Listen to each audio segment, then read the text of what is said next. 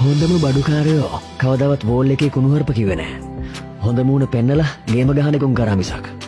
හොඳම අඩිකාරයෝ අඩි ගහද්දි බෝතල්වල photos FB දැම්මෙත් නැහැ. ඉඳලා හිටලා බොන උන් තමයි මැජික් වගේ එහෙම කරේ. සල්ලි තියෙන උන් කවදාවත් කනතනේ නම පෙන්නන්න ස්ටාර් කැටගරි එකේ පේන චෙක් ඉන් ස්ටේටස් දැම්මේ නැහැ. කාලා ගිහින් සද්ද නැතුව නිදාගත්ත මිසක්. බඩු කවදාවත් බඩු විදිහට පේන්න හිටියේ නැහැ. පත් පිනිවේසෙන් හිටියා මිසක්.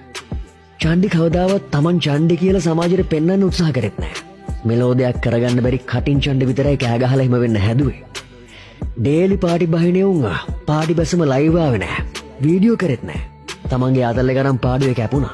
ඩ්‍රග්ස් මැජික් නොවෙන උන් ඒ වගේ ෆොටෝස් බුකිය දැම්මේ නැහැ. උන්ට මොකද ඒක සාමාන්‍ය දෙයක්. ඇත්තට ආදරේ කරපු ඒ රිලේෂන්ෂිප් දැම්මේ නැහැ.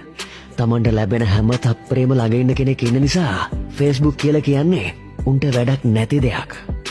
විඳිනවා සහ රඟනවා කියන්නේ දෙකක්. අන්න ඒක හොඳට තේරුම් ගනි.